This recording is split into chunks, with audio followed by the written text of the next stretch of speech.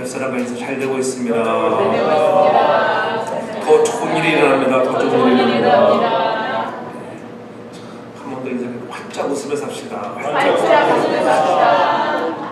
입술을 활짝 웃으며 삽시다 말하는데 얼굴은 활짝 웃으며 활짝 웃으며 활짝 웃으며 웃으면서 활짝 웃으며 삽시다. 할렐루야. 그럼 지나간 한 주가 어떠셨습니까? 할렐루야. 날마다 좋은 하루하루 되길 주의 이름으로 축복합니다. 가진 고난과 역경을 딛고 드디어 로마에 온 사도 바울, 그가 로마에 온 목적은 다름이 아니었습니다. 바로 하나님 나라를 증거하러 왔다고 성경은 분명히 말씀하고 있습니다. 이 사도를 보니 하나님 나라를 증거하고 이렇게 말씀하고 있잖아요. 그의 로마에 온 목적이 하나님 나라의 증거였다고 하면 오늘 우리의 삶의 목적은 무엇인가? 여러분들은 어떤 삶의 목적을 가지고 살고 있습니까? 오늘 우리도 사도행전에서 바울이 살았던 생의 목적을 보면서 그 삶의 철학을 본받는 그런 믿음의 거룩한 사람들 되기를 주의 이름으로 축복합니다. 아무리 화려한 집에서 떵떵거리고 살아간다 해도 자기가 궁극적으로 어디에 속해 있는지를 알지 못할 때에 우리 인생은 공허해질 수밖에 없다고 하는 거예요. 중요한 것은 내가 어디에 소속되어 있는가? 자기가 소속되어 있는 곳에 자긍심을 갖는 자, 무엇보다도 나는 하나님 나라에 속해 있는 자다라고 하는 그런 소속감이 분명한 자가 되길 주의 이름으로 축복합니다. 오직 우리의 생애가 궁극적으로 하나님께 속한 것을 확신할 때에 여러분 정말 기쁨으로 만족할 수 있다고 하는 거예요. 내 안에 있는 그리스도 때문에 기뻐하고 즐거워할 수 있는 그런 믿음의 선한 사람들 되기를 바랍니다. 예수님께서도 이 땅에 오셔서 한 것은 다름이 아닌 하나님의 나라를 세우는 것이었습니다. 원래 우리의 마음에 하나님의 나라가 임하면 기쁘고 즐겁다고 하는 거예요. 세상에 아무리 많은 것들을 가져도 때로는 공허하지만은 여러분 안에 그리스도가 임해 있다고 하면은 여러분은 참 행복한 사람인 줄로 믿습니다. 마가복음 1장 15절에서 분명히 주님의 오신 것을 말씀하고 있죠. 때가 찼고 하나님 나라가 가까웠으니 회개하고 복음을 믿으라 말씀하십니다. 바울도 주님이 시작한 하나님 나라를 이 땅에 세우기 위해서 그의 전생애를 바치는 걸 볼 수가 있습니다. 바울의 한 방법은 복음을 전파해서 교회를 세우게 하는 일이었습니다. 중요한 것은 하나님의 나라의 건설이 우리 생애의 목적이어야 한다고 하는 것. 저와 여러분들의 삶의 목적이 하나님 나라 건설되기를 바랍니다. 우리가 잘 되고 돈 벌고 모든 것이 잘 되는 모든 목적이 하나님 나라의 건설이 되어야 한다고 하는 것. 그러한 목적을 가지고 나아가면 하나님이 여러분의 인생을 인도하시고 반드시 좋은 길로 축복해 줄 줄로 믿습니다. 우리도 바울처럼 하나님 나라를 증거하는 삶, 그것이 우리의 삶의 생애의 목적이 되어야 한다고 하는 것. 그렇다고 하면은 하나님의 나라는 무엇일까요? 예수님 자신이 바로 하나님의 나라라고 했습니다. 예수님을 영접하는 사람은 바로 하나님 나라의 백성이 되는 것이고 영생의 소유자가 되는 것입니다. 지금 이 땅에서는 하나님 나라를 볼 수 없기 때문에 예수님을 영접하고 믿음으로 우리 마음속에 세워지는 심령 천국을 소유하는 자가 되어야 돼. 내 마음의 진정으로 예수님이 있다면 여러분의 마음에는 심령 천국이 임한 줄로 믿습니다. 그래서 심령 천국은 미래적인 것이 아니에요. 천국은 미래적인 것이 아니에요. 오늘 살아가는 현재의 천국을 경험하기를 바랍니다. 그런 사람이 기쁘고 즐거운 거예요. 그렇잖아요. 미래에는 천국이 있는 것을 알고 있으면 삶이 고달파요. 그러나 심령 천국은 현재적이라고 하는 것을 꼭 기억하셔야 합니다. 그래서 요한복음 5장 24절에도 보면은 주님이 친히 말씀하잖아요. 내 말을 듣고 또 나 보내신 이를 믿는 자들은 영생을 얻었고 이미 영생을 얻었습니다. 심판에 이르지 아니하나니 사망에서 생명으로 옮기는 것입니다. 하나님 나라를 증거하는 것은 다름이 아니라 사망에서 생명으로 옮기는 일을 한다고 하는 것. 이 일로 사도 바울을 부르셨듯이 저와 여러분들도 이 사망에서 오늘 생명으로 옮기려고 죽어가는 영혼들에게 이 생명으로 옮기는 일에 쓰임받는 자들 되기를 바랍니다. 아멘. 그것이 바로 하나님의 나라입니다. 또한 하나님의 나라는 하나님의 통치를 받는 것입니다. 내가 누구의 통치를 받느냐? 우리 미국에 살면은 미국의 통치를 받아야 하고, 한국에 살면은 한국 정부의 통치를 받는 사람이 그 나라의 백성인 것입니다.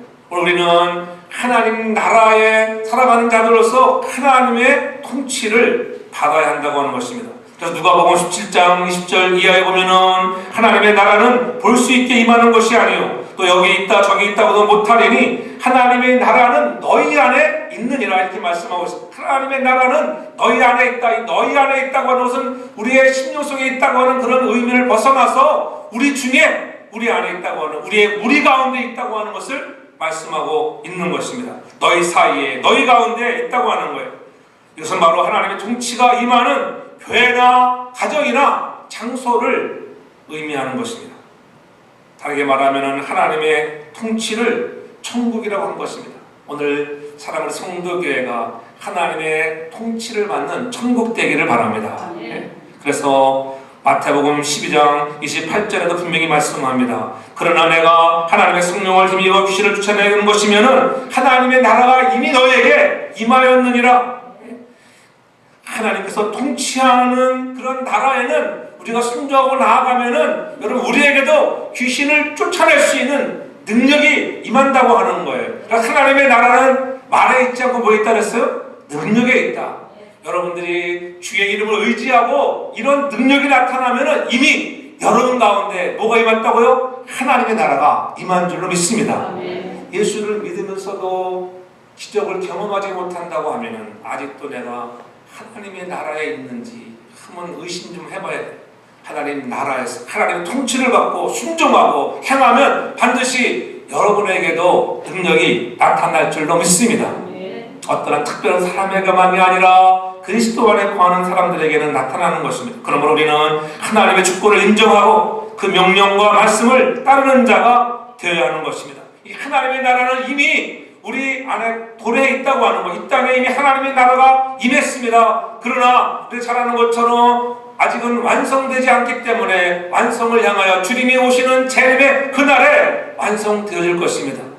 그 나라를 향하여 우리는 최선을 다하여 우리의 삶의 목적, 우리에게 주신 사명들을 이루어가는 자들, 오늘 바울이 로마에 와서 하나님 나라를 증거하듯이 오늘 저와 여러분들도 이 하나님의 나라, 하나님의 통치를 받아야 너의 생명이 살고 능력도 임한다고 하는 것들을 전할 수 있는 여러분 되길 바랍니다. 아멘. 어떤 사람이 하나님 나라에서 증거할 수 있습니까? 하나님 나라에 속했다고 하는 그런 거룩한 소속감을 가진 자, 그런 사람만이 전할 수 있는 것입니다. 이 소속감이라는 것이 얼마나 중요한지 몰라. 나는 성도에 속한 성도라고 하는 소속감이 있기를 바랍니다. 그럴 때 여러분 성도계가 무엇을 한다 할 때 열심으로 할 수 있는 마음이 생기는 건 아니겠어요? 그렇잖아요. 야, 지붕에서 우리 지붕 수리를 한다 그럴 때 소속감 있는 사람들이 함께하는 것이 할렐루야. 비가 너무 많이 와가지고 비가 빗방울 좀 떨어져서 마음이 좀 아프지만은 다람쥐가 긁어놔가지고 다람쥐가 해버리면은 지붕을 긁어놔가지고 이렇게 공사는 잘했는데 공사는 못해서 새는 게 아니라 공사도 저렇게 해놨지 그렇게 말하지 않기 바랍니다. 저거는 다람쥐가 물어 뜯어놔가지고 몇 번 고쳤는데 이번에 다시 안 쓸 줄 알았는데 또 새는 요인 중에 하나는 이 닥트를 내는 그 사람은 닥트에는 죄가 없어. 자기들이 닥트까지 하는 건 아닌데 그래도 착한 사람이 컴플레인 하면은 닥트도 해주는데 더 좋은 일이 나길 바랍니다. 내가 어디에 속해 있는가? 여러분들 여러분의 가정에 속해 있으니까 여러분의 가정의 자녀들이나 아내나 남편이 무슨 일이 생기면은 마음도 아파하고 함께하는 마음이 있잖아요. 그렇잖아요. 함께할 수 있다고 하는 것. 오늘 우리는 하나님의 나라에 속한 자로서 함께 할 수 있는 자가 되기를 바랍니다. 왜 하나님의 나라를 증거해야 합니까? 인간에게 필요한 것은 이런 늘 무엇인가의 소망이 있습니다. 우리에게는 산 소망 되시는 예수 그리스도가 진정한 여러분의 소망 되기를 바랍니다. 돈 많이 벌고 좋은 차 타는 것이 소망이 아니라 하나님께 소망을 두는 자, 그러한 자가 주의 나라를 증거하는 것입니다. 할렐루야. 일단 여러분들이 그러한 믿음의 사람들 되길 바랍니다. 예? 그래서 이 하나님 나라를 증거한다고 하는 것은 다른 것이 아니라 죽은 영혼들을 아까 사망에서 생명으로 옮기는 이 놀라운 역사들, 생명을 살리는 일에 여러분 이거 쓰임받는 것이요, 또한 주님께서 우리에게 분부하신 것처럼 땅끝까지 이르러 내 증인이 되라고 말씀하신 것처럼 우리가 주님의 일에 동참하는 자가 되는 것입니다. 그뿐이 아니라 사명에 충성하는 그런 사람만이 하나님의 나라를 증거할 수가 있는 것입니다. 그러면 우리들도 사도 바울이 만난 사람들에게 복음을 증거하듯이 우리들도 하나님 나라를 전파하는 성도들 되기를 바랍니다. 우리가 구원받은 이 감격을 가지고 혼자만 누리는 것이 아니라 내가 만든 예수 그리스도 주의 보혈의 내용을 새롭게 했다고 이 놀라운 은혜를 전할 수 있는 그런 마음들이 있기를 바랍니다.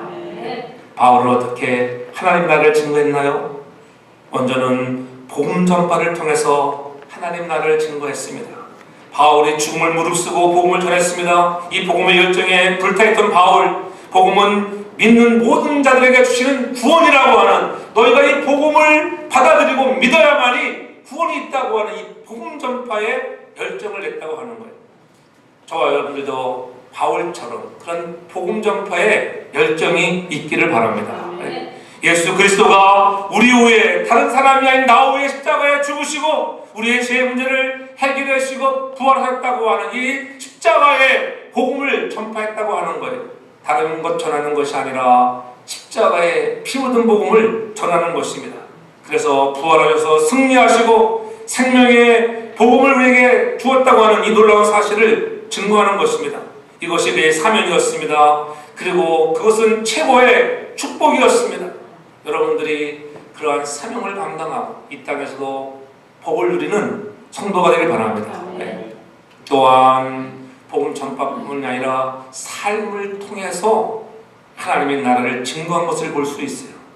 바울의 삶 자체는 그 발자취 하나하나가 그의 족적이 다 그리스도의 향기요, 그리스도께서 이루신 것들을 따라가는 예수님의 생애와도 같은 것이었습니다. 얼마나 많은 고난을 겪었습니까? 주님도 우리 때문에 엄청난 고난, 십자가에 죽어가시면서까지도 우리를 사랑하시는 그 고난을 겪었듯이 사도 바울도 죽을 고비고비 파손하는 위험들, 태장에 맞고 40의 한한계별을 다 맞아 죽을 고비를 넘으면서도 그가 이 복음의 열정에 사라지지 않는 그러한 모습 속에서 야, 정말 하나님은 살아계신 하나님이라고 하는 것을 보여주는 것입니다. 여러 가지 만나는 환난과 이것 때문에 모든 것을 포기해버리면 누가 예수를 믿겠어요? 아유, 하나님은 없나 보다 그렇게 얘기하지 않겠어요? 그러나 삶을 통해서 살아계신 하나님, 하나님의 나라를 증거하는 자가 되기를 바랍니다. 그래서 여러분의 삶 속에서도 그리스도가 좀 보여져야 돼요. 예수 믿는 사람은 좀 용서하고 좀 사랑하고 양보할 수 있는 마음을 갖기를 바랍니다. 내가 좀 손해가 되어도 우리가 여러분 양보할 수 있는 마음. 근데 참 예수 믿는 사람들 보면 어떨 때는 강박할 때 얼마나 많은지 몰라요. 예수 믿는 사람이 더 강박하면 되겠습니까? 우리는 그런 사람 되지 말고 좀 그리스도의 향기가, 정말 예수의 냄새가 물씬 풍기는 믿음의 아름다운 사람들 되기를 바랍니다. 또한 다른 사람들을 훈련시키는 데 쓰임받는 자가 되어야 하는 것입니다. 훈련시켜서 하나님 나라를 증거해, 나 혼자만 아니라 나를 통해서 또 다른 사람들이 훈련받고 그들을 통해서 하나님의 나라가 증거되는 것을 말하고 있는 것입니다. 그 예로 바울에게는 디모데와 같은 훌륭한 제자가 있었고 디도와 같은 제자들을 양육했습니다.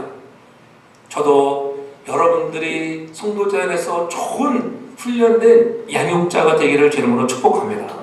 전하고 가르치고 교제해서 훈련된 제자를 통하여 또 다른 제자를 낳고 여러분을 통하여 하나님의 나라가 증거되는데 쓰임을 받아야 하는 것입니다. 그러므로 우리도 일꾼의 양육자가 되어야 하고, 또 여러분들이 디모데후서 2장 2절에 말씀하는 것처럼 또 내가 많은 증인 앞에서 내게 들은 바를 충성된 사람들에게 부탁하라. 저희가 또 다른 사람들을 가르칠 수 있으리라. 여러분들을 통하여 또 다른 충성스러운 사람들을 양성하는 은혜가 있기를 바랍니다.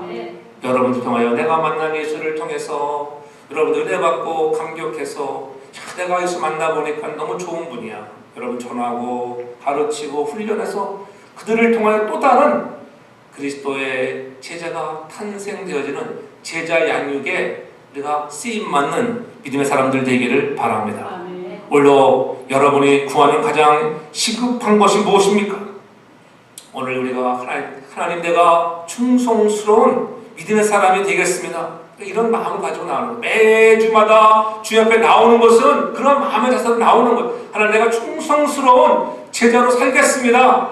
좀 훈련받지 못한 부분들이 얼마나 많이 다 됐다고가 아니죠. 아직도 부족하지만은 하나님 오늘도 온전함을 향하여 완전을 향하여 하나님 앞에 더욱더 우리가 성화되어져 나가게 하여 오늘 훈련받으러 나왔습니다. 말씀을 통하여 예배를 통하여 하나님의 훈련에 우리가 교육을 잘 받는 자 되기를 제로 축복합니다. 그래서 충성된 사람은 여러분 우선순위가 바로 되어야 하는 것입니다. 우리 우선순위가 바로 될 때 여러분의 삶이 복음적이 되는 거예요. 사도 바울이 그랬잖아요. 그 삶의 자치는 모든 것이 우선순위가 하나님 나라였습니다. 복음이었습니다. 여러분 삶이 복음적이 된다고 하는 것은 내가 우선순위가 무엇인가를 바로 깨닫기를 바랍니다. 우선순위가 교회가 되어야 하고 우선순위가 말씀이 되기를 제가 축복합니다. 무엇을 할 때마다 말씀이 나에게 무엇라 권고하시는가? 아 그렇구나. 말씀이 나에게 하시는 그 음성을 들으며 내가 내 생각에는 그것이 옳다고 여겨져도 말씀하시면 말씀이 들리면 포기할 수 있는 우선순위를 바꿀 수 있는 여러분들 되기를 바랍니다. 복음적 삶은 그래서 여러분을 우선순위를 이렇게 바꾸고 급진적으로 바뀌어지는 거예요. 성령이 충만하면은 여러분들 강하게 하고 용기 있는 사람으로 만들어주는 것입니다.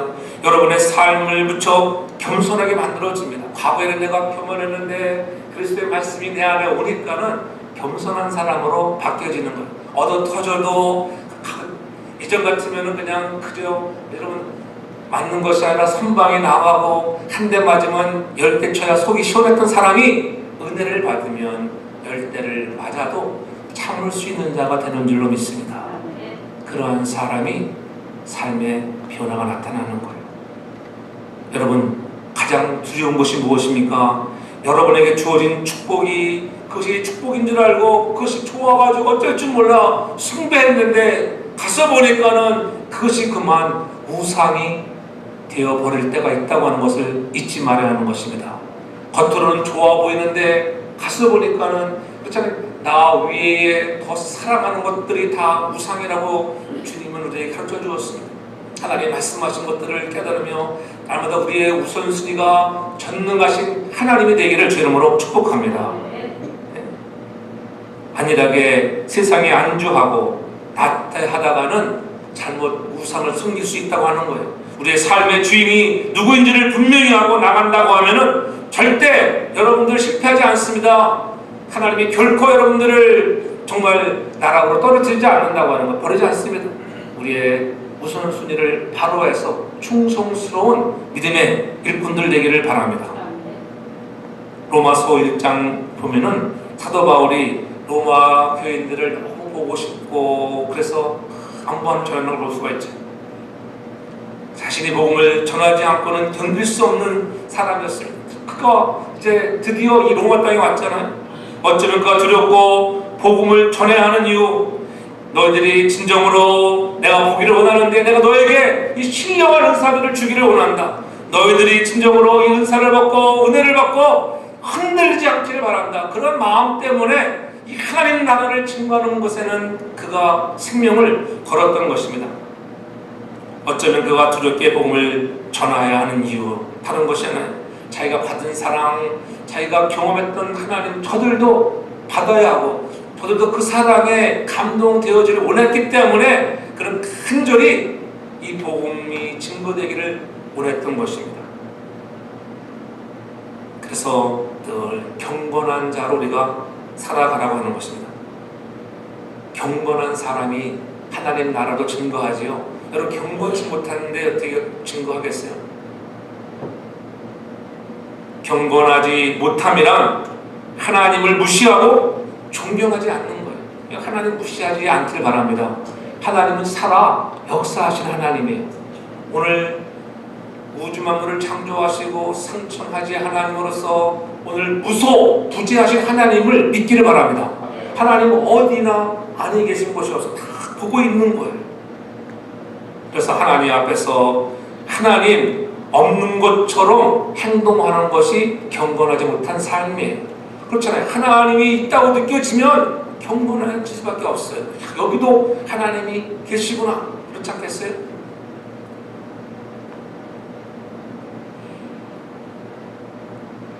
여러분 언제 가장 기분이 별로 안 좋습니까?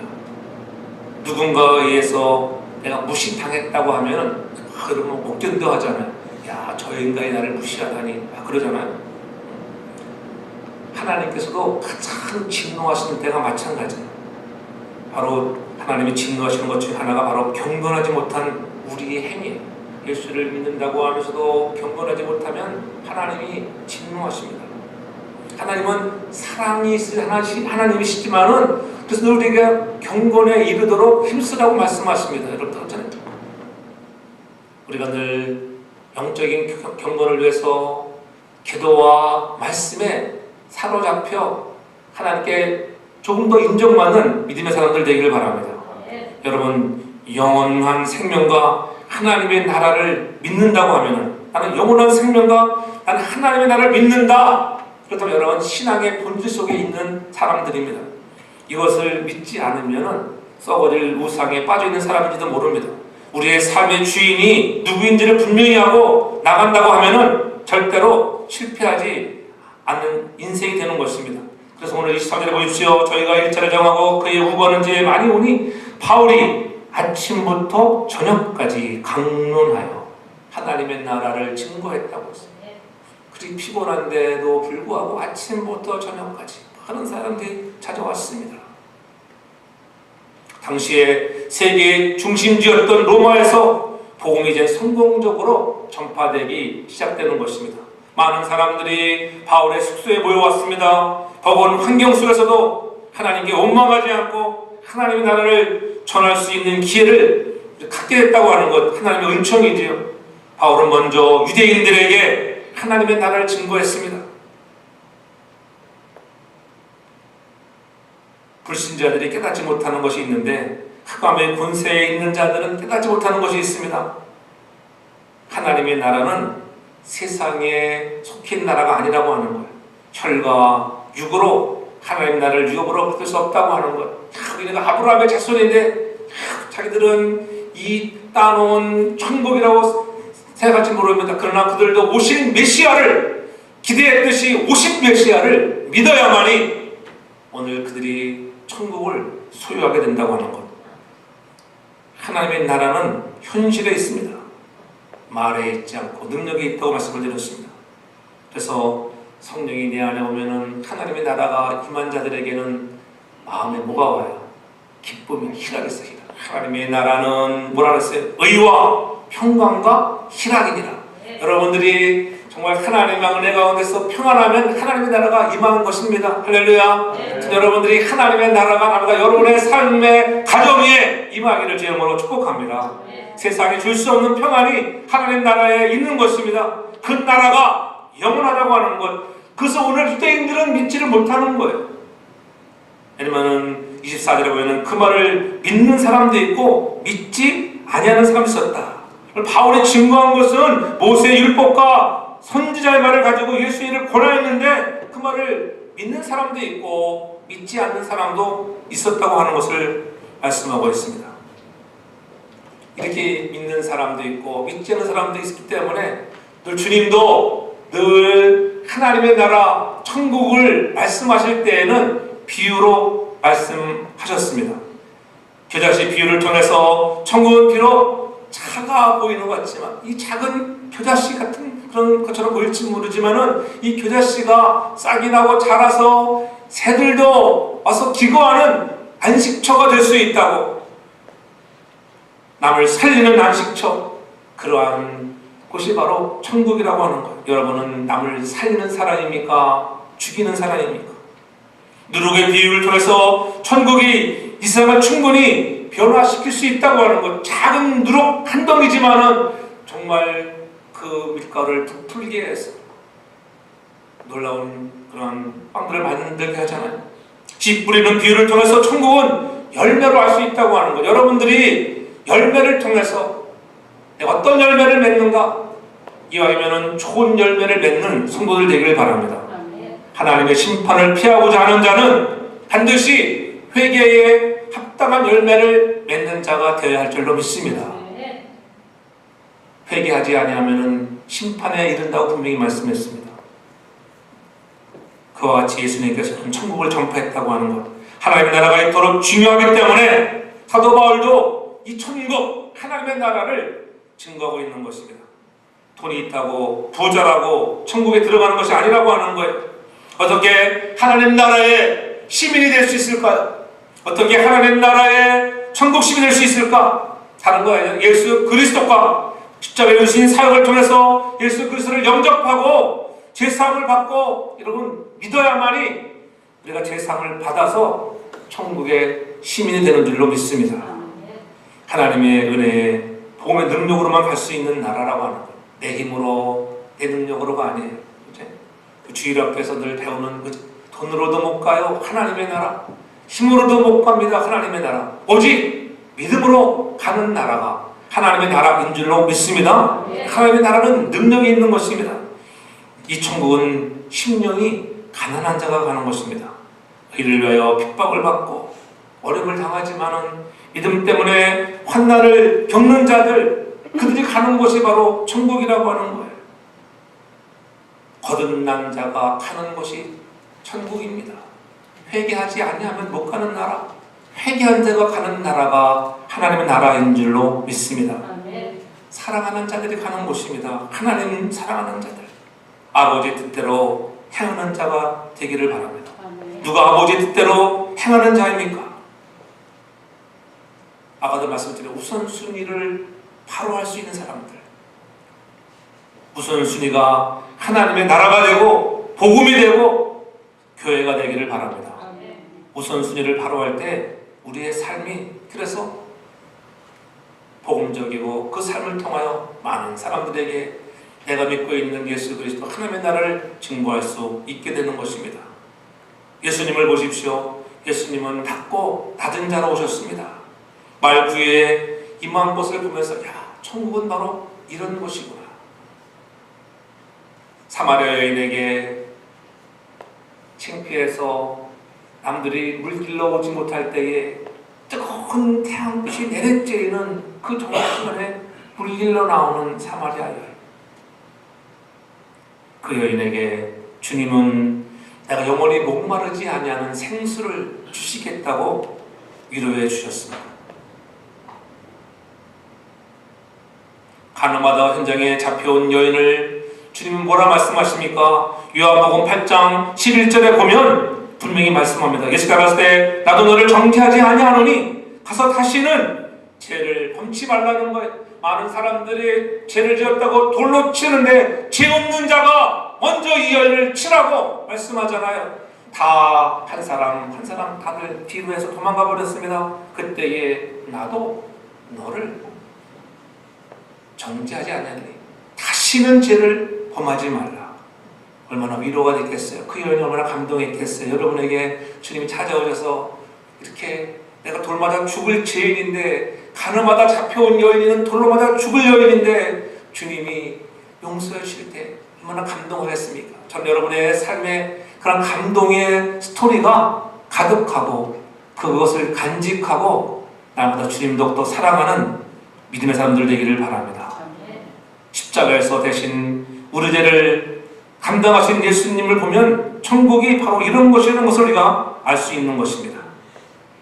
이러한 바울의 기독교적 메시아가는 유대인들에게는 낯선 것이었습니다. 이해하기 힘든 것이었습니다. 그래서 어떤 사람들은 들었지만은 많은 사람들이 듣고도 그것을 떠났습니다. 유대인들은 기독교적인 메시아를 받아들이지 못하고 로마를 제압하고 오실 정치적인 메시아로만 기대했던 것입니다. 그래서 바울은 예수님이 바로 성경이 말씀하시는 그리스도이심을 설득하고 있는 거예요. 단지 소개하는 것이 아니라 여러분들도 그저 소개하는 정도가 아니라 설득 이해시키려고 노력해야 한다고 하는 거예요. 그것을 오늘 성경이 그렇게 말씀하고 있습니다. 전했다고 하는 것은 그러한 말씀이에요. 헬라어 페이돈이라고 하는 것은 설득했다. 그들을 어떻게든지 설득해서 듣도록 하는 것이 그 마음이 있었습니다. 그때의 복음의 반응은 두 가지였잖아요. 듣는 사람과 듣지 않은 사람, 믿는 사람도 있고 믿지 않은 사람도 있다고 오늘 분명 24절에 말씀합니다. 저는 여러분들이 복음을 들을 때마다 믿어지는 사람들 되기를 주의 이름으로 축복합니다. 아멘. 감동받은 사람들은 반드시 변화가 나타나게 되겠습니다. 바울이 찾아오는 사람들을 맞이하면서 또 바울을 만나러 오는 사람들이나 바울도 마찬가지잖아요. 두 쌍방이 얼마나 설레했겠어요. 감동과 흥분된 마음. 내가 로마에 와서 복음을 전할 수 있다니, 내가 사도 바울에게 말씀을 들어간다고 하는 그러한 감격이 있었습니다. 하나님의 말씀이 진정으로 내 마음에 와서 부딪혀지면 놀라운 현상들이 일어나는 줄도 믿습니다. 여러분 안에 성령이 임하시고 말씀이 임하면 세상에서 경험하지 못하던 놀라운 일들을 경험하게 될 줄로 믿습니다. 그것을 경험하셔야 돼요. 세상도 마찬가지잖아요. 여러분 세상에 맛도 없고 맛도 없을 뿐만 아니라 서비스도 엉망진창인데 여러분 그 식당 가겠어요? 안 가겠어요? 죽어도 안 갑니다. 내가 사실 내가 그 식당에 가나 봐서 한번 고생한 것은 정말 하기 싫잖아요. 제가 중국 비행기 한번 타고서 그러면 내가 죽어도 내가 중국 비행기를 타나, 내가 아무리 싸도 내가 때려 죽여도 내가 중국 비행기를 안 탄다. 지금도 보면은 막 싸게 나오잖아요. 600불 이런 한국 가는 게 막 얼마나 유혹합니까? 근데 싼게 비지떡이라고 해서 시간 고생하니까는 내가 싸더라도 좋은 인상이 남았어 보세요. 왜 안 하겠어요? 그렇잖아요. 또 가겠죠. 시간이 걸려도 할 수 있습니다. 오늘 마찬가지예요. 오늘 우리가 하나님의 말씀을 진정으로 접촉하면 내 삶의 변화, 말씀이 나를 사로잡고 성령이 역사할 줄로 믿습니다. 억지로 예수 믿는 것만큼 힘든 것도 없잖아요. 여러분 그렇잖아요. 주일에 나오는 것이 힘듭니까? 그러면 얼마나 힘들겠어요. 나오는 게 가자 엄마 갑시다 막 가자 하자라면 힘든 거예요. 그러나 인도하시는 이가 성령이 되어서 은혜가 있기를 주의로 축복합니다. 복음을 증거할 때에 항상 좋은 결과만 나타나지 않습니다. 때로는 조롱과 비난도 있습니다. 바울과 같은 전도인에게도 믿는 사람도 있고 믿지 않는 사람도 있었지만 그러나 하나님의 은혜를 전하는 거예요. 오다 보면 은혜가 임할 줄로 믿습니다. 자들 보세요. 에덴이나 진호 애들 보세요. 그래도 이 교회 오면은 다 뭔가 달라지는 게 있다고 이러죠. 나는 친구들이 교회가 집에 가자고 안 간다잖아요. 얼마나 은혜 할렐루야. 은혜가 되더라고 보니까 다 집에 안 간다니까. 어떤 사람들은 막 어른부터 가서 너희가 어린아이 갖지 않으면 결단코 천국에 갈 수 없느니라. 아이들은 집에 안 간다는데 엄마 아빠들은 예배도 끝나고 집에 가려고 그래. 언제 집에 끝나나? 목사님 오늘 설교가 깁니다. 막 이런 사람들. 그거는 아직 하나님의 나라가 임하지 못한 사람이에요. 할렐루야. 하나님의 나라가 임한 사람은 여러분 말씀에 집중하고 그 말씀이 오늘 나에게 하나님 오늘도 사도 바울이 그 로마의 당도에서 감격과 감동을 가지고 흥분된 마음을 가지고 오늘도 생명의 말씀, 사망에서 생명으로 인도하는 그 말씀을 전하지 않고는 견딜 수 없는 그 마음이 여러분의 마음 되기를 주님으로 축복합니다. 그래서 믿는 것이 은혜입니다. 믿어지는 것이 은혜입니다. 예수님을 믿는 것, 오늘 성도기에 나온 것 은혜입니다. 다른 어떤 것도 설명되지 않습니다. 논리적으로 따져지지 않습니다. 이성적으로 따진다면 성경에 되어 있는 내용들이 못 믿어질 게 얼마나 많이 있습니까? 그러나 믿음으로 받아들이는 것 은혜인 줄로 믿습니다. 믿음으로 되는 거예요. 예수를 믿는 이유, 그분의 크고 놀라운 은혜, 이것을 깨닫기를 바랍니다. 이제 바울은 그 말씀을 이사야 시대의 백성의 후손들에게 상기시키면서 이스라엘이 구원의 복음을 거부했기 때문에 오늘 28절에 보면은 그런즉 하나님의 이 구원을 이방인에게로 보내신 줄 알라. 저희는 또한 들으리라 하더라. 이렇게 말씀하고 있잖아요. 이스라엘 백성들이 듣지 않으니까는 이 복음이 이방인으로 가는 거예요. 우리에게까지도 복음이 온 것입니다.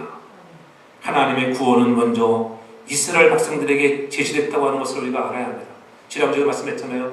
복음을 전할 때마다 먼저는 가까이 있는 사람들에게, 내 사랑하는 가족, 자녀들에게 복음을 전해야 합니다. 자기 가족도 못 전하면서 먼저 이방으로 가는 게 아니에요. 전해보고 나서 안 들으면 어떻게 하겠어요? 그러나 전하는 죄, 믿든지 안 믿든지는 우리의 책임이 아니에요. 그 말씀을 받은 사람의 책임이라고 하는 거예요. 그러므로 우리는 전하는 사람들 되기를 바랍니다. 바울은 로마에서도 복음 전파 사역을 계속했습니다. 어떤 상황에서든지 그 상황을 복음을 전할 수 있는 기회로 삼았다고 하는 거. 우리도 만나는 사람들, 우리가 있는 이 미국 땅에서도 여러분이 서 있는 그곳이 선교적인 사명을 감당하는 장소가 되기를 바랍니다. 그래서 로마서 10장 13절에 15절까지 보면 분명히 말씀합니다. 누구든지 주의 이름을 부르는 자는 구원을 얻으리라. 그런즉 저희가 믿지 아니한 일을 어찌 부르리요? 듣지 못한 일을 어찌 믿으리요? 전파하는 자가 없이 어찌 들으리요? 보내실 받지 아니하였으면 어찌 전파하리요? 기록된 바 아름답도다. 좋은 소식을 전하는 자들의 발이여 함과 같으니라. 사람이 주님의 이름을 부르면 구원을 받는다는 거예요. 근데 믿지 않으면 어찌 구원이 있겠는가? 보내지 않으면 어찌 전파할 수 있겠는가? 그러므로 오늘 사랑하는 성도교회의 비전이 보내는 교회, 상사를 보내는 교회, 여러분의 가정이, 사업장이 하나님 앞에 선교에 쓰임받는 기업이 되길 점으로 축복합니다. 믿고 안 믿고는 우리의 일이 아니라고 하는 거예요. 가장 중요한 것은 전하는 사람을 파송하는 일, 우리 교회와 가정이 이 모든 일에 귀하게 쓰임받는 은혜가 있기를 바랍니다. 그래서 사도 바울 같은 복음의 열정을 가지고 하나님 앞에 쓰임받아서 하나님 나라를 증거하는 우리가 모두가 된다고 하면 여러분의 삶이 은혜의 풍성한 삶을 누리게 될 것이고 아름다운 좋은 소식을 전하는 그런 복된 발걸음이라 칭송받는 우리 모두가 다 되기를 주의 이름으로 축복합니다. 아멘. 사랑해 주님 고맙습니다. 아멘. 주신 말씀 통하여 우리의 마음에도 사도 바울의 심정을 갖게 하여 주옵소서. 아멘. 하나님 나라를 증거하고자 하는 마음이 있게 하시고 우리의 삶으로 보여주게 하여 도와주시고 이 복음을 전파하는 열정이 있게 하여 주옵소서. 우선순위를 바로 하여 하나님 복음 전파에 생명을 걸 수 있는 믿음을 주옵소서. 아멘. 믿어지는 것 은혜입니다. 하나님 예수 믿게 된 것 주의 은혜입니다. 너무나 고맙고 감사한 마음 가지고 우리도 맡겨진 사명 감당하는 충성스러운 일꾼들 되게 하여 주시옵소서. 예수님의 이름으로 기도하옵나이다. 아멘.